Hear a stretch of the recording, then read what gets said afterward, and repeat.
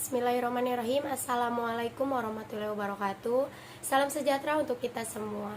Perkenalkan, nama saya Aitia Santiatul Puadi, mahasiswi STEMIK Bandung, Program Studi Sistem Informasi Angkatan 2017, NIM 3217064. Puji syukur kehadirat Tuhan Yang Maha Esa karena telah memberikan berkat dan hidayahnya kepada penulis sehingga bisa menyelesaikan laporan skripsi ini.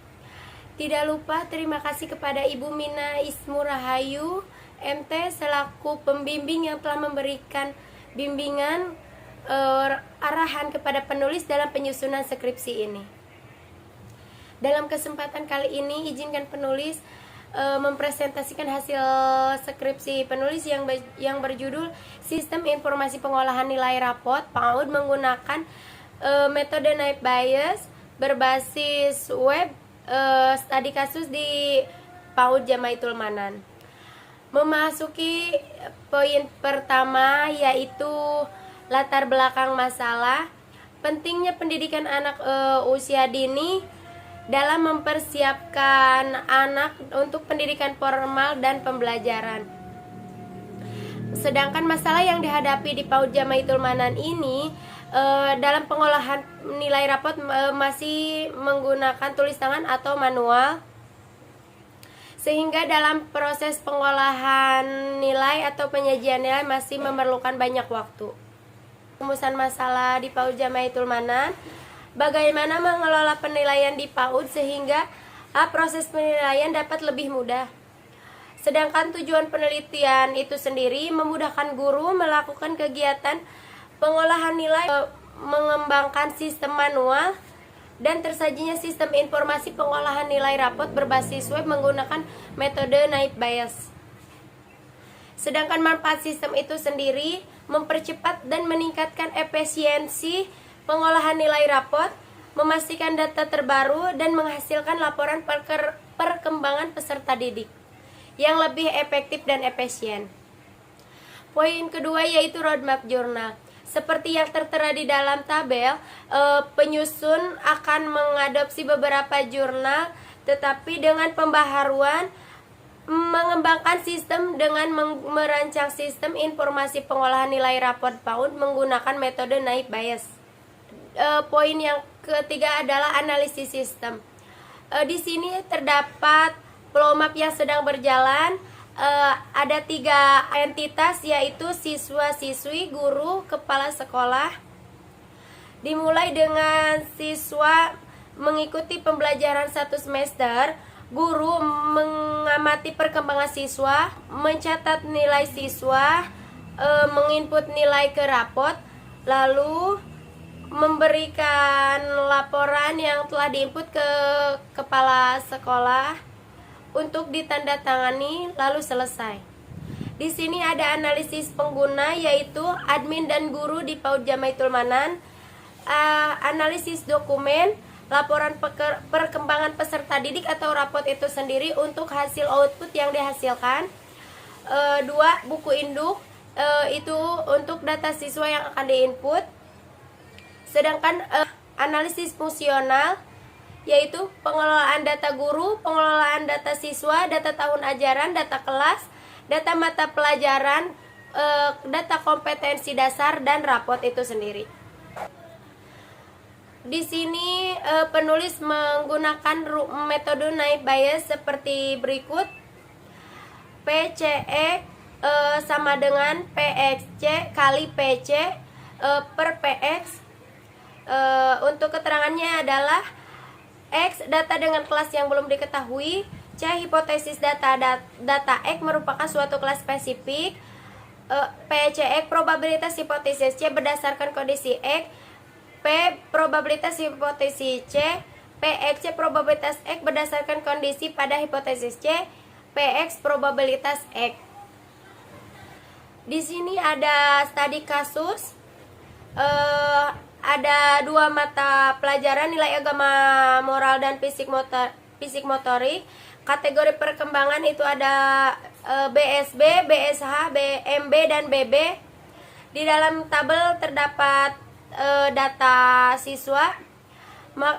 Mari kita hitung probabilitasnya. PBB, PMB, PBSH, PBSB 1/5. Kenapa 1/5? 1 itu adalah nilai BB, 5 itu adalah dari berapa jumlah siswa itu. Lalu hitung probabilitas likudnya. PBB 6 1/5, PMB 6, PBSH 6, PBSB 6 sama 1/5. Satu nilai BB dari dinilai agama dan moral dan hasilnya. Kita hitung probabilitas posteriornya. Misalkan ingin menghasilkan evaluasi untuk nilai agama dan moral untuk siswa ARKA, P6 BB sama dengan PBB 6 kali P6 per PBB. Untuk hasilnya adalah 0,2. Yang beda di sini adalah P6 BSH hasilnya 0,4.